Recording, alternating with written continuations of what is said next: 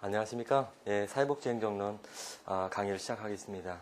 여러분들 앞에서 우리가 사회복지행정론의 그 기본적인 어떤 개념과 그다음에 역사적인 배경 그리고 이제 그 이후에 조직에 관련된 그런 여러 가지 그 모형과 그다음에 이제 우리가 앞 시간에 배웠던 그 사회복지 그 행정 조직에 관련된 그 여러 가지 그 모델에 대해서 우리가 앞에서 공부를 했습니다. 특히 이제 제4장에서는 우리가 그 사회복지 행정의 그 조직에 관련된 여러 가지 그 개념과 유형화, 그리고 여러 가지 그 관련된 그 학자들의 그 견해를 우리가 살펴봤습니다. 다소간 내용들이 좀 이론적인 내용들이고, 다만 여러분들이 실무에서 활용될 수 있는 여지들이 있기 때문에 여태까지 온 것도 여러분들 정말 잘 왔습니다. 그 영미속담에 일찍 일어난 그 새가 벌레를 잡는다 뭐 이런 얘기가 있죠. 여러분들 그 내용들이 정말 여러분들의 꼭 도움이 되는 그런 내용들로 됐으면 하는 바람이고요.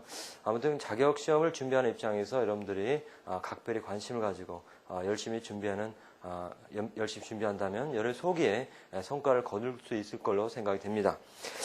전 시간의 내용들을 사회복지 조직의 정의와 특징, 조직의 구조적 요소, 그 다음에 조직의 유형, 그 다음에 조직의 구조, 뭐 이런 내용들에서 우리가 살펴봤습니다. 이번 시간엔 조직 구조 설계라고 하는 부분인데요. 조직 구조 설계라고 하는 것은 이제 직무 설계, 과업의 부서와 부서 간의 조정의 방식을 고안하는 것을 의미합니다. 그래서 이런 세 가지 요소를 조직 구조의 기본 구성이라고 하는데요. 그러면 사회복지 조직의 조직화라고 하는 것은 이러한 어떤 구조화된 틀 안에서 조직의 목적과 계획을 설립하고 이를 수행하기 위해서 구성원의 활동이 가장 효과적으로 이루어지는 관계가 수립되는 이러한 구조와 과정을 의미하죠. 첫 번째 이제 직무 설계라고 하는 부분이 있습니다. 구성원들의 직위에 따라서 담당해야 하는 직무를 설계하는 것을 의미하는데요. 기존의 그 분업화, 그 다음에 전문화 이런 걸 통해서 그 조직의 효율성을 추구하고자 하는 어떤 조직의 전문화를 강조를 했었죠. 그러나 이제 최근에 와서는 전문화, 세분화의 어떠한 그런 문제점들, 예를 들자면은 그로 인해서 여러 가지 그 부서 간의 조정의 어려움이라든지 업무 과업의 단조로움 이런 여러 가지 그 문제점들이 있었기 때문에 최근에 이러한 어떤 문제점에 대한 어떤 대응책으로 어떤 직무의 전문화라기보다는 어떤 직무 간의 어떤 연계성이라든지 그 다음에 통합성, 복합적인 어떤 직무 설계를 필요하는 이런 시점에 와 있는 거죠. 그래서 개인적인 차원에서 본다면 직무 확대와 직무 충실이라고 이렇게 볼 수가 있습니다. 이건 다른 말로 직무 확충이라고 이렇게 볼 수가 있는 거죠. 최근에 와서 여러분들이 조직에서 대리님, 과장님, 부장님 뭐 이렇게 부른 이런 형태에서부터 최근에는 팀장님 이렇게 많이 사내에서 부르고 있죠. 그래서 조직적 차원에서 팀제의 도입도 하나의 특이할 만한 사항이다. 이렇게 말씀을 드릴 수가 있겠습니다. 두 번째는 이제 부서와 조직화라고 하는 개념인데요. 부서화라는 것은 개별 직위와 직무를 부서 단위로 묶어서 분류하는 작업을 부서화라고 이렇게 얘기할 수가 있습니다.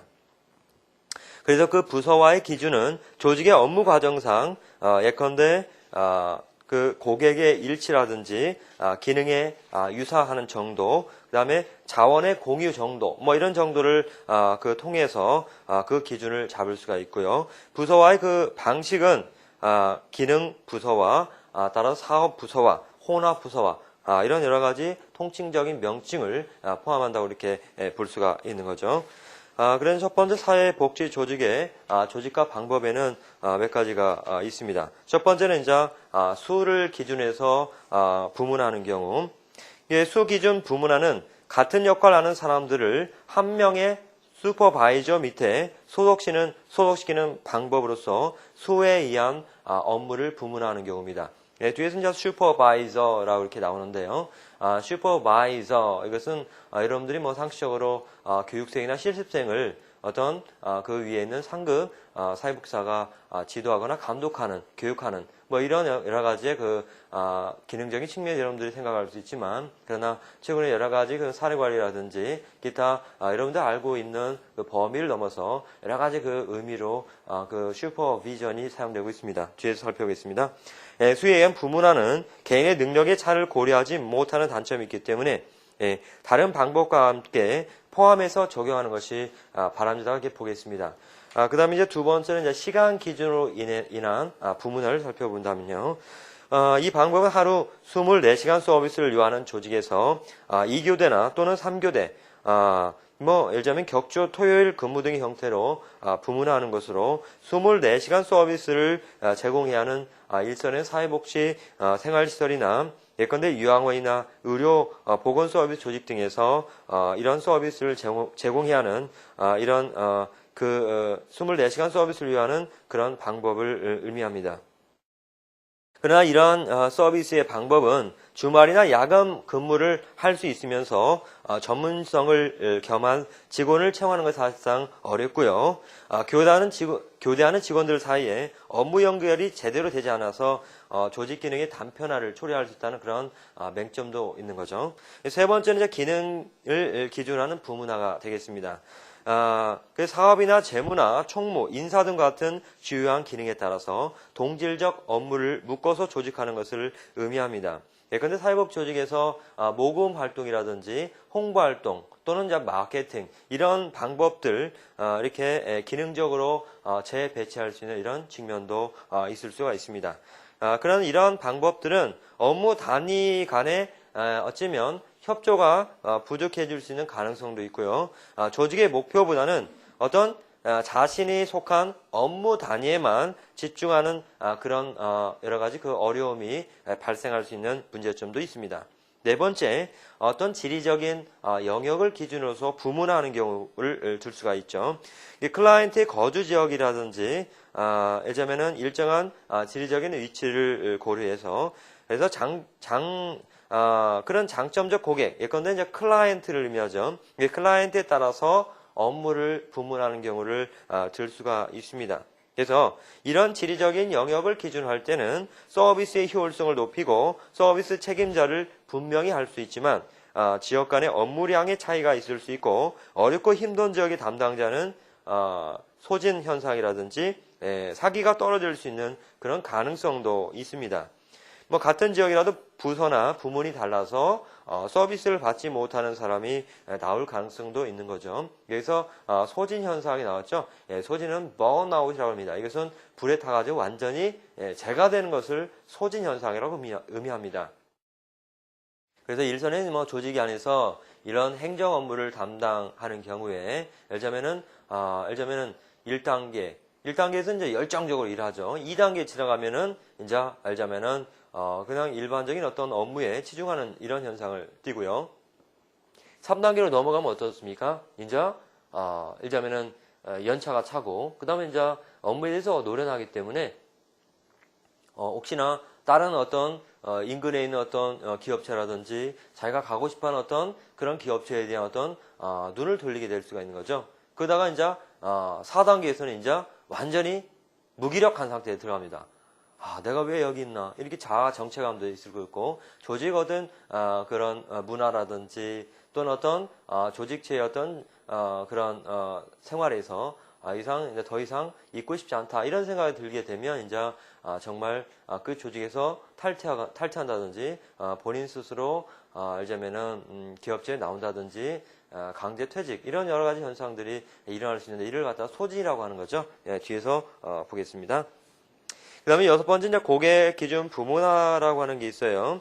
클라이언트에 따라서 부문하는 방법으로서 예컨대 아동복지나 청소년복지나 노인복지 등으로 여러 가지 업무를 이렇게 세분화하는 이런 방법을 의미합니다. 이 방법은 한 클라이언트 개인의 문제와 욕구를 다루는 데 이점이 있으나 그 문제가 다양하고 복잡하게 나타나는 경우에 서비스 제공자의 기술로서 감당할 수 없는 그런 맹점이 있는 거죠. 일곱 번째, 서비스 접근 통로 기준 부문하다 나와 있죠. 클라이언트가 서비스에 접근할 수 있는 통로별로 업무를 부문하는 것을 의미합니다. 근데 이런 서비스 접근 통로 기준의 경우에 사회복지 서비스 접근 통로는 확실하지 못하고 제한되어 있는 경우가 일반적이어서 현재로서는 이러한 서비스 접근 통로 기준은 활용될 여지가 적다고 이렇게 보겠습니다.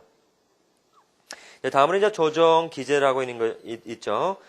조정이라고 하는 것은 이제 영어로 하면 coordination 이렇게 영어로 표현하는데요. 이게 조직의 어떤 부서 사이에 또는 직무와 직무 사이에 또는 계층과 계층 사이에 어떤 분화된 활동을 하나의 전체로서 조화시켜 나가는 것, 이게 바로 조정의 어휘적인 개념입니다. 이게 조정이라고 하는 것은 조직 전체 목표를 달성하기 위한 협력적 활동의 질을 좌우하는 것이죠. 조정에 필요한 정보의 흐름을 원활하게 할 수 있는 조직 구조의 설계가 바로 이런 의미에서 필요한 것이라고 보겠습니다. 그 다음에 이제 이어서 보시면요. 그래서 이러한 조정에는 몇 가지가 있습니다. 첫 번째는 이제 계층제. 그래서 이제 예를 들자면은 이제 하부 계층, 그 다음에 중간 계층, 그 다음에 상부 계층 있죠. 하부 계층의 경우는 뭐 예를 들자면은 막 들어오는 예를 들자면 이런 사원급 사회복지사라든지 또는 이제 자원봉사자, 그 다음에 실습생, 훈련생 이런 사람들을 보통 이제 하급자라고 볼 수 있는 거죠. 그 다음에 이제 예컨대 이제 중간관리자라고 한다면 이제 과장급이라든지 부장급 뭐 이런 정도가 중간 계층이 되겠죠. 이제 그런 이제 최고의 어떤 상위 계층의 경우는 이제 관장 뭐 이런 사람도 있겠죠. 그래서 어떤 수익적인 어떤 계층 구조 또는 개서적 뭐 이런 계층 구조에서는 상당히 권위적입니다. 그래서 하부의 어떤 구조의 그 의사가 중간 관리층이나 또는 최고 관리층에 전달되지 못하는 이런 업무 보고상의 그런 어려움이 제기되게 된 거죠. 그래서 이런 어떤 보고 연락 체계라든지 또는 감독 지시 이런 체계에 의한 어떤 조정이 있을 수가 있는 거죠. 그래서 최근에 와서는 이제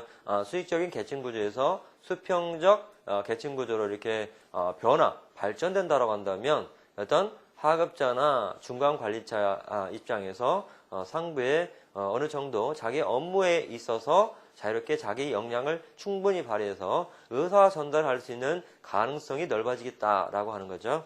두 번째, 규칙이라고 하는 부분입니다. 반복적인 문제와 의사 결정에 대한 표준화된 정보를 제공함으로써 직접적인 의사소통 없어도 업무가 조정하는 경우를 들 수가 있습니다. 그래서 그런 업무에 대한 어떤 매뉴얼이라든지 그다음에는 이미 그 어떤 그 관련된 그 정관 산하에 관련된 그 업무에 대한 관련된 규정들, 업무 규정들 갖다가 이미 그 마련돼 있다라고 한다면 특별히 이제 기관과 기관 사이에 뭔가 충돌이 일어날 여지가 적게 되는 거죠. 세 번째, 직위에 추가합니다. 관리자의 과중한 업무 부담을 극복하고 더욱 밀접한 의사소통과 통제가 가능하도록 수직적 계층에 예컨대 이제 참모나 개선 직위를 추가하는 경우를 들 수가 있습니다. 세 번째는 수평적 연결을 위한 조정 장치가 있습니다. 수평적 연결이라고 하는 것은 조직 내 부서 간 또는 부서 내 직무 간 수평적인 조정과 의사소통을 바로 수평적 연결이라고 합니다. 그래서 환경이 급변하고 기술이 유동적이며 혁신을 강조할 때 바로 이러한 수평적 연결 조정이 필요한 거죠. 그래서 예컨대 통합 정보 시스템을 구축한다든지 직접 접촉 연락책을 행한다든지 뭐 그런 경우에는 바로 수평적 연결 위한 조정 장치라고 이렇게 볼 수가 있습니다. 또한 수평적 연결 위한 조정 장치에는 예컨대 태스크 포스라고 하는 게 있습니다. 이것은 타스크라는 것은 과업이죠. force라는 것은 힘이나 어떤 집중된 어떤 권력을 의미합니다. 그래서 임시 작업단이라고 이렇게 우리가 한국식 표현을 쓸 수가 있는데요. 이것은 어떤 특정적인 문제와 관련해서 일시적으로 여러 부서들의 대표로 구성된 그런 임시위원회를 태스크 포스라고 합니다. 그래서 대표들은 각 부서의 이해를 대표하고 임시 작업단의 회의 정보를 각 부서에 전달하는 역할을 하는 것이 바로 이러한 임시 작업단을 의미합니다. 네 번째, 사업팀을 들 수가 있는데요. 조직의 대규모의 사업이나 중요한 혁신을 추진할 때 채택하는 수평적 연결 조정 장치라고 이렇게 볼 수가 있습니다.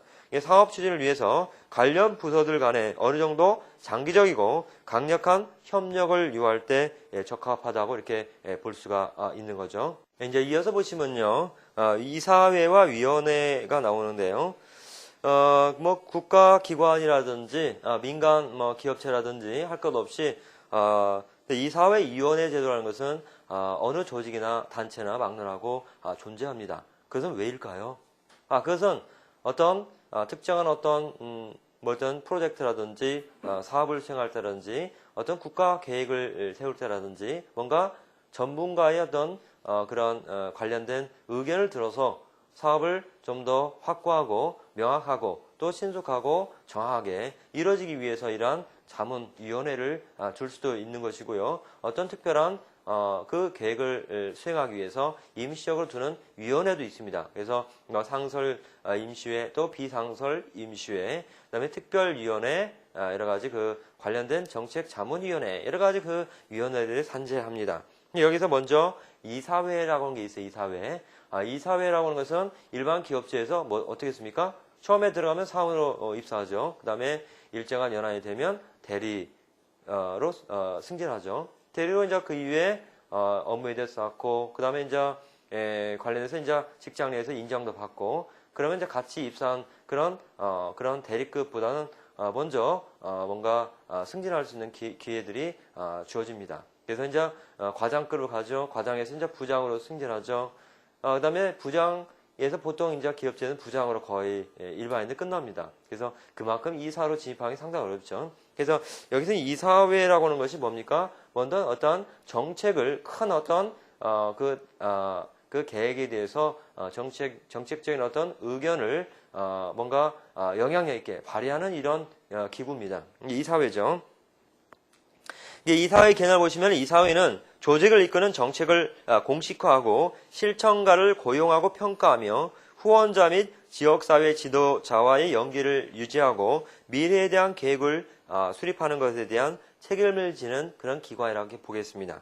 이 사회복지기관에 있어서 이것은 뭐 정책 형성 기관으로 볼 수 있는데요. 이게 조직의 활동이 목표와 목적에 지속적으로 일치되도록 지도하는 확실한 이런 법적인 기구라고 이렇게 볼 수가 있는 거죠. 이 사회 구성원들은 조직 활동에 대한 재정과 그런 사회복지 프로그램에 대한 책임을 지는 자들입니다. 또한 이 사회는 지역사회, 정부와 민간 관련 기관, 그리고 기관 서비스의 소비자들에게 재원을 제공할 책임을 가지고 있는 거죠. 그럼 이 사회 기능을 간단히 살펴보면요. 이 사회는 조직이 그 목표를 달성할 수 있도록 법률적 책임을 지고 있는 조직의 정책 결정 기구라고 이렇게 볼 수가 있는 거죠. 그래서 그 이사회의 기능을 보시면은 먼저 제일 중요한 것이 바로 조직의 정책 결정입니다. 두 번째로는 기관의 일반적인 방향과 통제 유지, 다시 얘기하면 정책 개발 그 기능이 있죠. 그다음에 이제 단기적이나 뭐 장기적인 프로그램을 개발하고 지도할 수 있는 이런 위치에 있고요. 그다음에 이제 유능한 행정 참모를 고용할 수도 있습니다. 인사에 관한 문제죠. 그다음에 필요한 자원에 대한 접근의 활성화를 꾀합니다. 이건 재원에 관한 문제입니다. 그다음에 조직체를 광범위한 지역 사회에 홍보한다든지, 그다음에 마지막으로 그 조직의 운영에 대해서 평가를 한다든지, 이건 사회적 책임성에 관한 부분이죠. 그러면 이사회 구성원의 그 자격을 간단히 보면요. 이사는 책임감, 활동력, 지식을 갖고 그 기관의 임무와 특별한 임무를 수행하는 데 적절한 사람이어야 합니다. 이사회 구성원들은 기관에 서비스를 제공할 시간과 이해관계 그리고 의지를 가지고 있어야 합니다. 이사회 구성원들은 지역사회를 대표할 합법성을 가지고 있어야 하며 신뢰받고 책임감 있는 개인으로 인식을 받아야 합니다. 그러면 우리나라의 그 사회복지법인인 그 이사회의 그 역할을 관련돼서 보신다면요. 우리나라 사회복지법인의 그 정관에 규정되어 있는 이사회 의결 사항을 이사회 역할로 보게 되는데요. 예컨대 이제 정관의 변경이라든지, 그런 기업의 어떤 회사의 헌법과 같은 거예요. 그래서 최고의 위치는 정관입니다.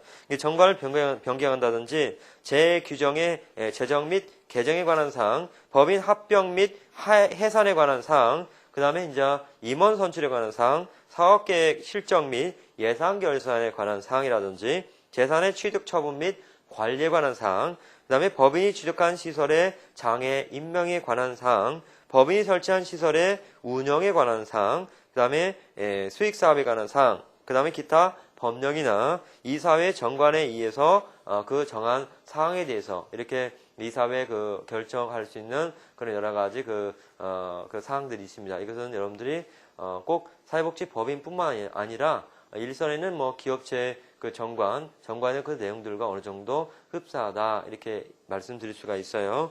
사회복지 조직의 이사회 그 규정을 보시면 민법에 따르면 사회복지법인을 하려고 하는 민법상의 법인은 재단법인이든 사단법인이든 이사를 두도록 하고 있지만 이사의 수라든지 임기는 반드시 법인의 정관에 규정하도록 이렇게 되어 있습니다. 이제 그 사회복지사업법에 의한다면 사회복지법인에는 대표이사를 포함해서 이사 5인 이상과 감사 2사람 이상을 두고 특별한 관계에 있는 자가 이사 현원의 5분의 1을 초과할 수 없도록 규정하고 있습니다. 그다음 두 번째는 위원회인데요. 사회복지법인 조직이 목표 달성을 위해서 일상 업무를 수행하는 사회복지사 외에 특별한 업무를 처리하기 위해서 전문가로 구성된 기구라고 이렇게 볼 수가 있습니다. 정기적으로 생기는 특별한 업무, 즉 인사나 예산에 관련된 일들을 처리하기 위한 상임위원회와 운영 규정을 개정하는 등의 비정기적 업무를 처리하기 위한 임시위원회가 존재합니다.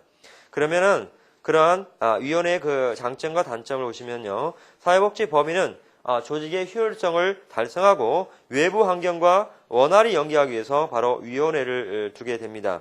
그래서 위원회 운영의 장점을 간단히 보시면요, 조직 전반에 관계되는 문제에 관한 협조와 정보를 제공하는 데 효율적이다. 그 다음에 두 번째, 제안을 평가하거나 관련된 여러 전문가들의 의견을 들을 수 있다. 그 다음 세 번째, 행정의 참여적 관리를 실현하여 지역 주민의 참여를 독려할 수 있다라고 하는 장점이 있고요. 이에 반해서 단점도 존재합니다.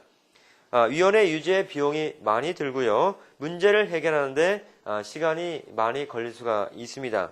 그 다음에 위원회 책임감이 희박할 가능성도 존재하고요. 그 다음에 이해관계가 얽힌 그 대표의 참여는 문제를 전체적으로 보지 못할 그런 가능성도 있는 거죠. 그렇다면 우리가 앞에서 봤던 이사회와 위원회의 그 양자의 차이점을 간단히 살펴보면요. 먼저 이제 행정 책임자의 회의 참여 부분입니다. 이사회의 경우에는 조직의 행정 책임자의 참석하에 회의를 주재하지만 위원회의 경우에는 주로 책임자보다는 실무자가 거기에 참석하겠죠. 직원의 이사 참여 부분을 보시면요.